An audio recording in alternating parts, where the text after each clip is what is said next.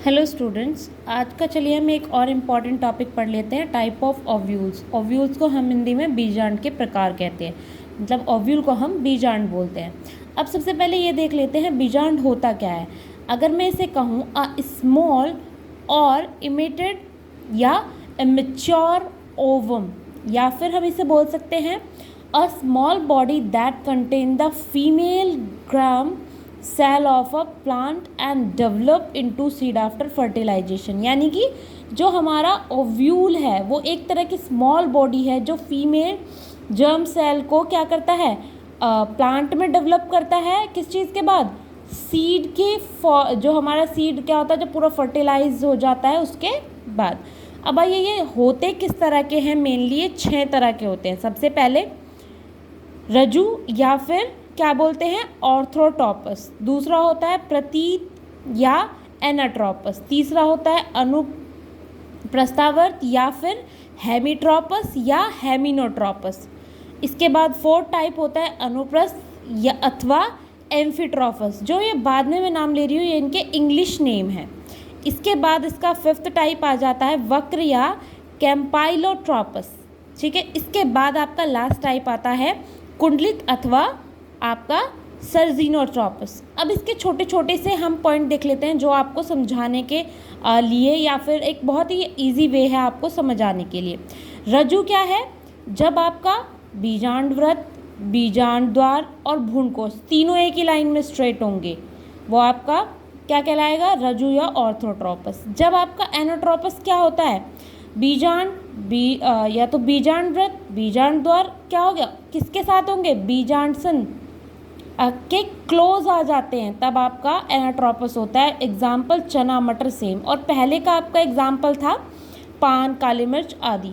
3rd type को अगर मैं आपका एक्सप्लेन करूं तो 3rd आपका होता है जो पहले और दूसरे के बीच की अवस्था है, वो अवस्था आपकी क्या कहलाती है? 3rd टाइप कहलाती है। यानी कि आपका अनुप्रस्थ या फिर क्या बोलते हैं, हेमीट्रोपस, अनुप्रस्थाव्रत।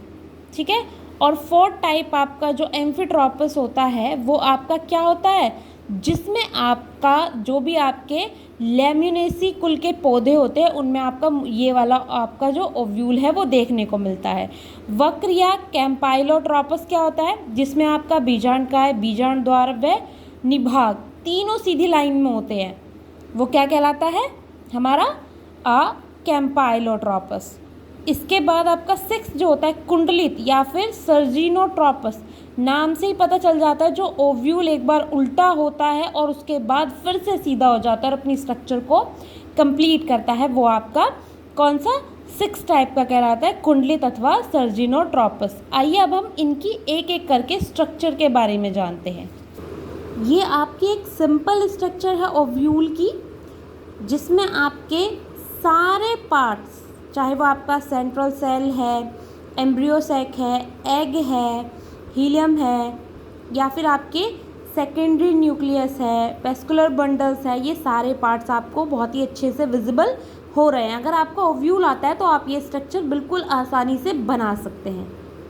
आइए अब ये स्ट्रक्चर जो आप देख रहे हैं, जो मैंने आपको पहला टाइप बताया था ओव्यूल का, ऑर्थोट्रोपस ओव्यूल, ये उसकी स्ट्रक्चर है। आइए ये आपका जो हमारा है 2nd टाइप ऑफ ओव्यूल्स, जो कि आपका क्या था, एनाट्रोपस ओव्यूल।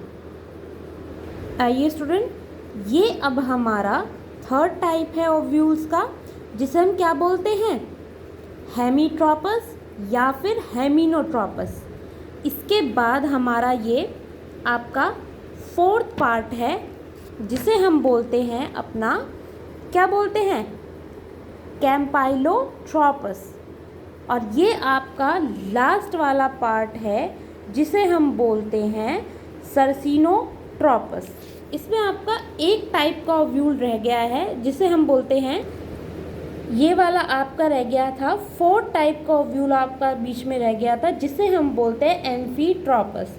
तो मैंने आज आपको ये बता दिया है ओव्यूल क्या होता है, ओव्यूल मेनली किस तरह के होते हैं, और ओव्यूल में आपको बेसिकली 6 टाइप पढ़ने होते हैं। 6 के 6 टाइप की आपकी स्ट्रक्चर मैं आपको बता चुकी हूँ।